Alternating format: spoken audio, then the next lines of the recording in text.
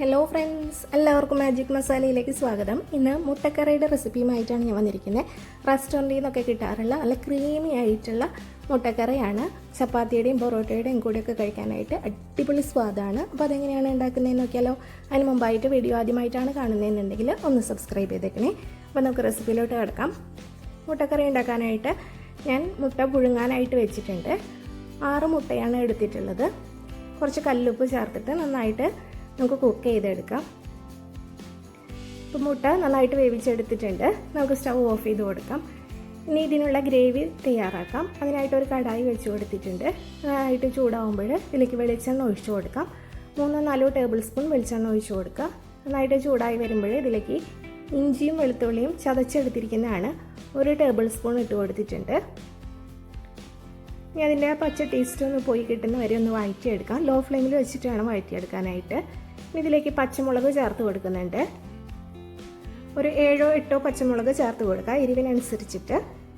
ഇനിയിപ്പോൾ ഒരു 8 പച്ചമുളകാണ് ഇട്ട് കൊടുത്തിട്ടുള്ളത്. ചെറുതായിട്ട് അരിഞ്ഞിട്ടാണ് ചേർത്തിരിക്കുന്നത്. ഈ പച്ചമുളക് ചെറുതായിട്ടൊന്ന് വഴന്ന് വന്നു കഴിഞ്ഞാൽ നമുക്കിതിലേക്ക് കറിവേപ്പില ചേർത്ത് കൊടുക്കാം. ഇതിൻ്റെ ഒന്നും കളറ് ചേഞ്ച് ആവണ്ട, നന്നായിട്ടൊന്ന് വഴന്ന് കിട്ടിയാൽ മാത്രം മതി. ഇനി ഇതിലേക്ക് നമുക്ക് സവാള ഇട്ട് കൊടുക്കാം. ഇപ്പോൾ 2 വലിയ സവാളയാണ് എടുത്തിട്ടുള്ളത്. ചെറുതായിട്ട് അരിഞ്ഞെടുത്തിരിക്കുന്നതാണ്, അത് ഇട്ട് കൊടുത്തിട്ടുണ്ട്. ഈ സവാള നന്നായിട്ട് വഴറ്റിയെടുക്കണം. കളറൊന്നും മാറി ബ്രൗൺ കളറൊന്നും ആവേണ്ട ആവശ്യമില്ല. നന്നായിട്ട് നല്ല സോഫ്റ്റായിട്ട് വരുന്നവരെ ഒരു മീഡിയം ഫ്ലെയിമിൽ വെച്ചിട്ട് വഴറ്റിയെടുക്കുക.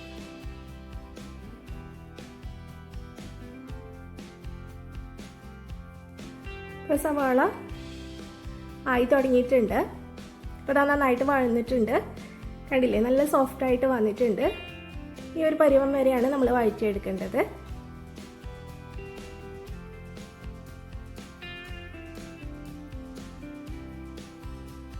ഇനി നമുക്കിതിലേക്ക് മസാലപ്പൊടികൾ ചേർത്ത് കൊടുക്കാം. 1 ടേബിൾ സ്പൂൺ മല്ലിപ്പൊടിയാണ് ഇട്ട് കൊടുക്കുന്നത്. ഇനി ഇതിലേക്ക് 1/4 ടേബിൾ സ്പൂൺ വലിയ ജീരകം അല്ലെങ്കിൽ പെരുംജീരകം പൊടിച്ചതാണ്, അത് ഇട്ട് കൊടുത്തിട്ടുണ്ട്. 1 ടേബിൾ സ്പൂൺ മുളക് പൊടിയാണ് ഇട്ട് കൊടുക്കുന്നത്. ഇത് കാശ്മീരി ചില്ലി പൗഡറും എരിവുള്ള മുളക് പൊടിയും കൂടി മിക്സ് ചെയ്ത് വെച്ചിരിക്കുന്നതാണ്. അപ്പോൾ നിങ്ങൾ ഇട്ട് കൊടുക്കുമ്പോൾ എരിവുള്ള മുളക് പൊടിയാണെങ്കിൽ ഒരു 1/2 ടേബിൾ സ്പൂൺ ഇട്ട് കൊടുത്താൽ മതി. ഇനി ഇതിലേക്ക് മഞ്ഞൾപ്പൊടി ഇട്ട് കൊടുക്കുന്നുണ്ട്. ഒരു 1/4 ടേബിൾ സ്പൂണിൽ കുറച്ച് കുറവായിട്ടാണ് മഞ്ഞൾപ്പൊടി ഇട്ട് കൊടുക്കുന്നത്. ഈ മസാലപ്പൊടികൾ നന്നായിട്ടൊന്ന് വഴറ്റിയെടുക്കണം. ലോ ഫ്ലെയിമിൽ വെച്ചിട്ട് വേണം ഇട്ട് കൊടുക്കാനായിട്ട്, അല്ലെങ്കിൽ പെട്ടെന്ന് കരിഞ്ഞു പോവും. ഈ നന്നായിട്ട് വഴറ്റി ഈ മസാലപ്പൊടികളുടെ പച്ച ടേസ്റ്റൊക്കെ ഒന്ന് പോയി കിട്ടുന്നവരെയും നന്നായിട്ടൊന്ന് വഴറ്റിയെടുക്കുക. ഒരു 3-4 മിനിറ്റ് നന്നായിട്ട് ഇളക്കി കൊടുത്താൽ മതി. ഇപ്പോൾ മസാലയൊക്കെ മൂത്ത് നല്ലൊരു സ്മെല്ല് വന്ന് തുടങ്ങിയിട്ടുണ്ട്. നമുക്കിതിലേക്ക് തക്കാളി ഇട്ട് കൊടുക്കാം.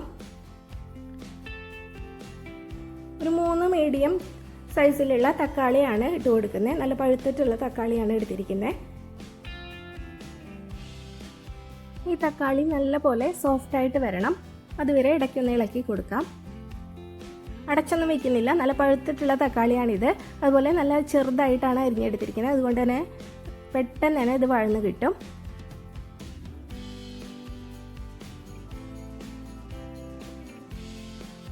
അപ്പോൾ തക്കാളി ഇവിടെ റെഡി ആയിട്ടുണ്ട്. നന്നായിട്ട് ഉടഞ്ഞ് നല്ല സോഫ്റ്റായിട്ട് വന്നിട്ടുണ്ട്. ഇനി ഇതിലേക്ക് നമുക്ക് തേങ്ങാപ്പാൽ ഒഴിച്ചു കൊടുക്കാം. ഞാൻ ഒരു നാളികേരം മുഴുവനായിട്ട് എടുത്തിട്ടുണ്ട്. ഒരു മീഡിയം സൈസിലുള്ള നാളികേരമാണ്. അതിൻ്റെ പാല് മുഴുവനായിട്ട് എടുത്തിട്ടുണ്ട്. 1.5 കപ്പ് 1-ാം പാലും 1.5 കപ്പ് 2-ാം പാലും ആണ് എടുത്തു വെച്ചിട്ടുള്ളത്. നമുക്ക് ആദ്യം 2-ാം പാല് 1.5 കപ്പ് ഇതിലേക്ക് ഒഴിച്ചു കൊടുക്കാം. നന്നായിട്ട് ഇളക്കി യോജിപ്പിച്ചെടുക്കാം. ഗ്രേവി നല്ലപോലെ ഒന്ന് തിളയ്ക്കണം. അതിനുശേഷം നമുക്കിതിലേക്ക് എഗ്ഗ് ഇട്ട് കൊടുക്കാം.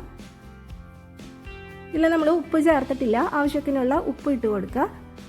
ഒരു 1/4 ടേബിൾ സ്പൂൺ ഉപ്പാണ് ഇട്ട് കൊടുക്കുന്നത്. ഉപ്പ് പൊടിയാണ് ഇട്ട് കൊടുത്തിട്ടുള്ളത്. നന്നായിട്ടൊന്ന് മിക്സ് ചെയ്ത് ഗ്രേവി നല്ലതുപോലെ തിളയ്ക്കണം. തിളയ്ക്കുന്ന സമയത്ത് നമുക്കിതിലേക്ക് എഗ്ഗ് ചേർത്ത് കൊടുക്കാം.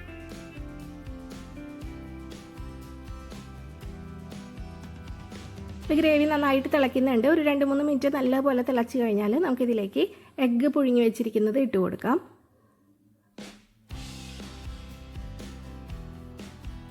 ഒന്ന് മിക്സ് ചെയ്തെടുക്കാം.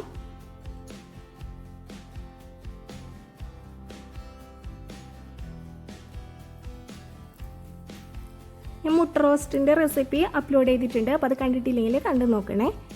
കുറേ veg recipes non veg recipes ഒക്കെ അപ്ലോഡ് ചെയ്തിട്ടുണ്ട്. അപ്പോൾ അത് കാണാത്തവരുണ്ടെങ്കിൽ കണ്ടു നോക്കൂ കേട്ടോ. ഇനി ഇതിലേക്ക് നമ്മൾ ഗരം മസാല ചേർത്ത് കൊടുത്തിട്ടില്ല. 1/2 ടീസ്പൂൺ ഗരം മസാലയാണ് ഇട്ട് കൊടുക്കുന്നത്. ഒന്നുകൂടി ഒന്ന് മിക്സ് ചെയ്തതിന് ശേഷം നമുക്ക് ഇത് അടച്ചു വെച്ച് കുക്ക് ചെയ്തെടുക്കാം. ആ എഗ്ഗിൻ്റെ ഫ്ലേവറൊക്കെ നന്നായിട്ട് ആ ഗ്രേവിയിലേക്ക് ഒന്ന് ഇറങ്ങി കിട്ടണം.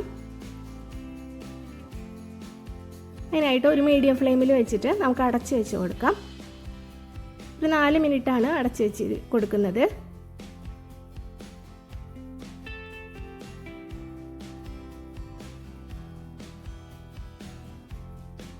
ഒരു 4 മിനിറ്റ് കഴിഞ്ഞിട്ടുണ്ട്. നമുക്ക് തുറന്ന് നോക്കാം. ഗ്രേവിയൊക്കെ ഒന്ന് കുറുകി വന്നിട്ടുണ്ട്. അതുപോലെ തന്നെ ഇതിലെ എണ്ണയൊക്കെ തെളിഞ്ഞ് വന്നിട്ടുണ്ട്.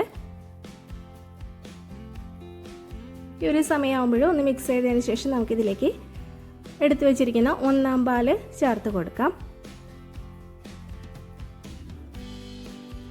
നല്ല കട്ടിയുള്ള തേങ്ങയുടെ 1/4 പാലാണ് ചേർത്ത് കൊടുക്കുന്നത്. ആദ്യം 1 കപ്പ് ഒഴിച്ചു കൊടുക്കുന്നുണ്ട്.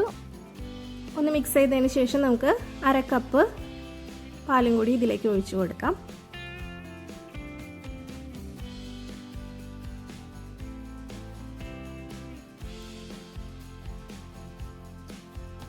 അപ്പോൾ 1/2 കപ്പ് നല്ല കട്ടിയുള്ള തേങ്ങാപ്പാൽ ഒഴിച്ചു കൊടുത്തിട്ടുണ്ട്. നല്ലതുപോലെ ഒന്ന് മിക്സ് ചെയ്തെടുക്കാം.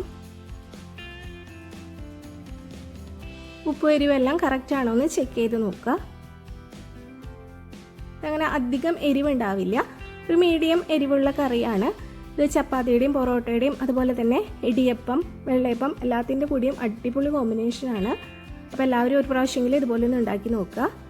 1/4 പാല് ചേർത്ത് കഴിഞ്ഞാൽ നമ്മൾ തിളപ്പിക്കേണ്ട ആവശ്യമില്ല. ചെറുതായിട്ടൊന്ന് പതിഞ്ഞ് വരുമ്പോൾ ഫ്ലെയിം ഓഫ് ചെയ്യുക. അതിനുശേഷം കുറച്ച് മല്ലിയിലയാണ് ഇട്ട് കൊടുക്കുന്നത്. മല്ലിയില ഇട്ട് കൊടുത്തതിന് ശേഷം നമുക്ക് ഒരു 2 മിനിറ്റ് ഒന്ന് അടച്ച് വെച്ച് കൊടുക്കാം.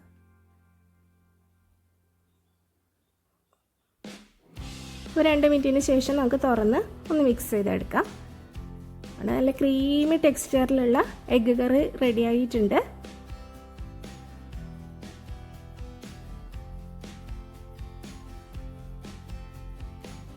അടിപൊളി സ്വാദാണ്. ഇപ്പോൾ ഒരു പ്രാവശ്യമെങ്കിലും എല്ലാവരും ഇതുപോലെ ഒന്ന് തയ്യാറാക്കി നോക്കണേ.